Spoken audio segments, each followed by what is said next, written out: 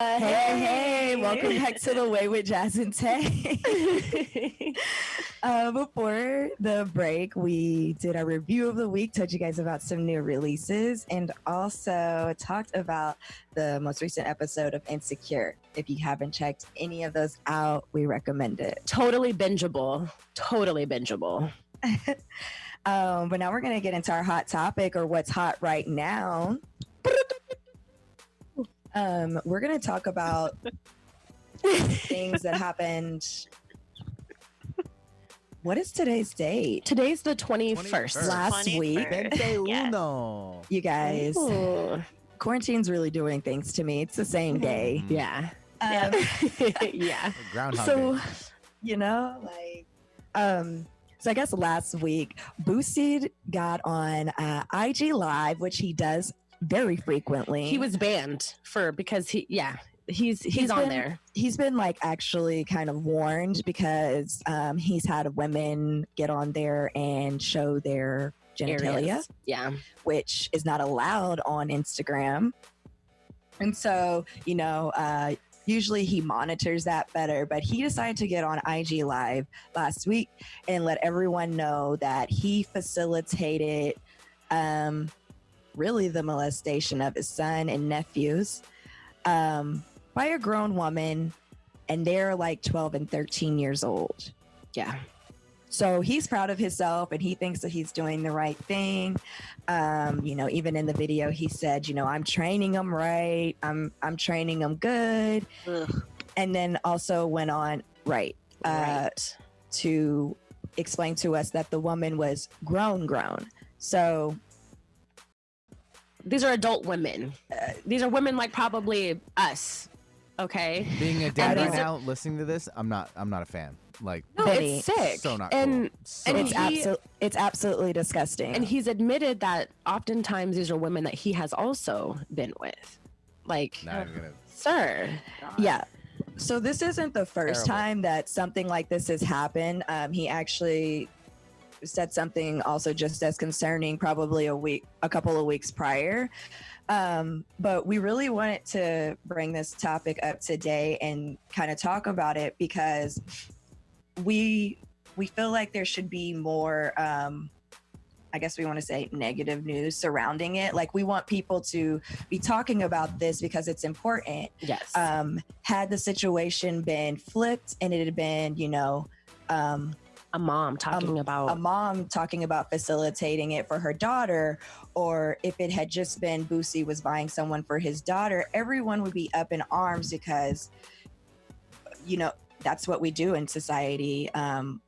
We fight for the ladies, but it happens to young boys as well. And we think that we've seen a few things that are kind of cringy on the internet where people are normalizing it. Like, oh yeah, like that's just kind of how it is, or boys will be boys and all of these things. But it's really not okay. They're 12 and 13, and I'm going to say unless they were consenting, which at 12 and 13 in no state are you a consenting adult. So it's wrong, but I also feel like I don't understand why he felt so emboldened as to get onto the internet and put that out there. as if it was something to be proud of. As if it's not completely illegal. And I'd actually love to know whether or not they plan to bring Pursue any this charges or investigate, right? or, Because at the minimum, CPS should be called. You know, this is somebody who's made public claims, and people even called him out on the video, like, "Hey, that's not okay. That's rape." Ended the video, so he knew that I'm probably crossed the line here. Okay, Right. This isn't the first time that he's done this, though. No. He did this a couple of years ago. what was with the his other son, and what was he saying, or what was done then? it was Similar? the same thing. Same. It was the same thing. Yeah. So here's the thing. Clearly, there's a pattern. Mhm. You know, this is and another video that we saw was one of his younger, I don't know if it was a cousin or Yeah, that's the one I friend. was talking about a couple weeks ago. Okay, yeah, where he asked him to show him how to perform oral, and he was like complimenting his lips, I guess, in a very uncomfortable way. Like, you've got such pretty lips. You've got nice lips, boy, this and that and the other. And I'm like, a grown man talking to a teenager about his lips the way that he was, it's just it made me uncomfortable. It's The whole so thing. uncomfortable. He's problematic. And what I really find just like the most shocking is that he had the audacity to say anything about Dwayne Wade and Gabrielle Union's parenting style. Because I'm like, he had a lot to say about Zaya. I didn't appreciate that. There were a ton of people that backed him on that thought process. But I'm like, sir, you are over here willingly. No, you're actually paying for a grown woman to assault your child. And you have the nerve to talk about how Dwayne Wade and Gabrielle Union are raising their child. Have several seats, sir. Yeah. This isn't your fight. This isn't your battle. And he's also pretty abusive to his children. We saw something else where he beats them up. And I'm just kind of like, you are not dad of the year. At all, by any means. He's in that same category as Future. And I think, honestly, I hate cancel culture, but I think we should cancel Boosie. I don't think that we should listen to his music, and I don't think that we should support him anymore, because I'm just gonna, no offense, but I don't think Boosie's got great music. I don't listen to his music. I can't. Cool. To him either. Great. So we've already. I mean, like, we are, but we're already halfway there. Black community. It's just anytime it comes to children and adults, doing things to children, or these children don't necessarily understand that this is not necessarily okay. Who knows how they've been raised. And so it comes back to the whole, I'm not necessarily relating him to R. Kelly, but like, R. Kelly was somebody who was put up on this pedestal. All this stuff comes to find out about what you've been doing with these little girls, this and that and the other, and canceled, because that's not okay. These are children. Right. Same thing with you, Boosie. These are your direct descendants that you're over here putting in these situations. Like, they're going to grow up with so much probably like trauma. And like, this is all public too, you know? And everybody now knows about this. I think it's really unfortunate. And I feel really sorry for his kids. And I just hope that like CPS is involved. And get some counseling. It's not okay. Not okay. I am not okay with this. Speaking of, I guess, traumatic experiences and how those can affect you, we're going to roll into our next little topic. May is Mental Health Awareness Month. Indeed it is. And a little background behind that is it's been recognized and celebrated since 1949. I don't know necessarily if it's been the month of May the whole time, but that's officially when they acknowledged it as something that, hey, many people deal with mental illnesses and mental health is very important. Let's dedicate time to educating and celebrating that. And I think that it's extremely important, especially in the Black community, for people to be aware of this. And even with what we were just talking about, it's extremely important because there's so many things that I think are normalized and they affect us on the long run. And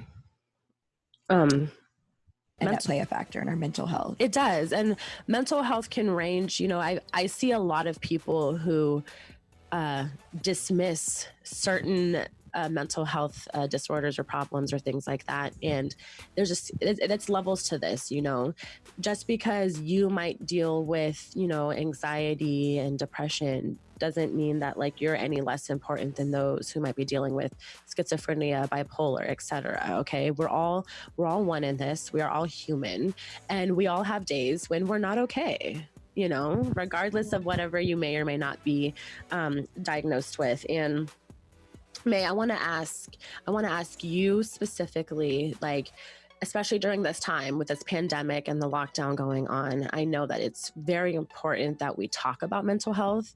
But I want to know, like, with you, how maybe mental health has affected you during this, or how you've been able to find like sanity or solace in this. What's helped, what's worked for you, and what hasn't? Well, one thing, I go to therapy, and so that's been helping a lot. I've been seeing my therapist Huge. every 2 weeks now, since the pandemic started. Usually I'm seeing her at least once a month just for what I call mental maintenance. But yeah, I am a huge advocate for getting therapy. Even though you think that you're doing okay, you might go to therapy and like just unbox like a whole bunch of things. Like one of the great things that I like about going to therapy, it's talking to someone who has an unbiased opinion. Yes. Absolutely. Yeah. Yes. Because you go to a friend and they comfort you, give you advice, but going to a therapist, it makes you think and analyze about what exactly you're going through. Yeah. And the thing is, you don't have to have depression or anxiety or some kind of mental health condition to see a therapist. It doesn't require a diagnosis for you to see one. So, and that's, mental health awareness. It's obviously a month. Well, that is really important to me in general, just because there's so much stigma. Right. And Right. I've been dealing with depression since my early 20s and started going to therapy, started taking medication. And then with my story, it wasn't until when I was later in my 20s when I went back to get diagnosed again as bipolar. So you hear a lot with the stigma, and you hear a lot about, oh, I'm so OCD, or I'm bipolar today. People don't realize what that actually means. Yeah.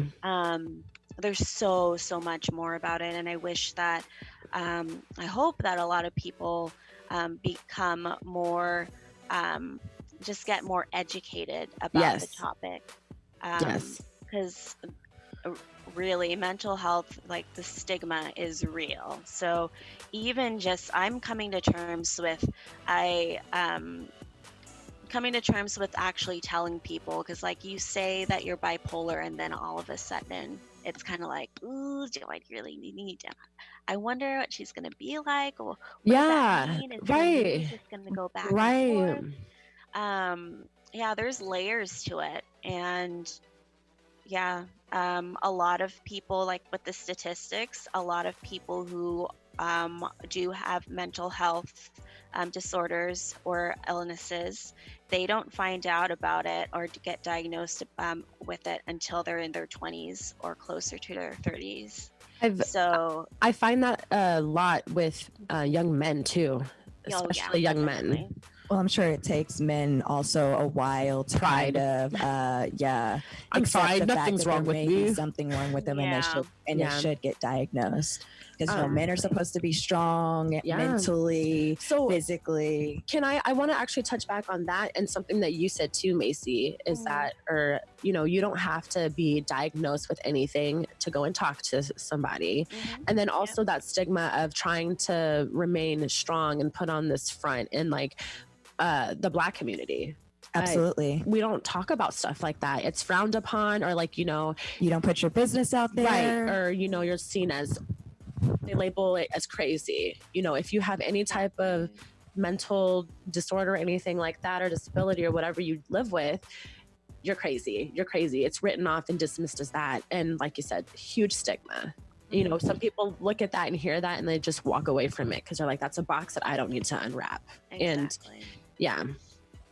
I'm really actually glad that you spoke to that, Macy, because that's direct perspective from somebody who experiences that and deals with that. I have yet to find a therapist, and that is something that it was one of my 2020 goals. I had a yeah. question for you, Macy. Are you going physically to your therapist? Are you? Oh, yeah.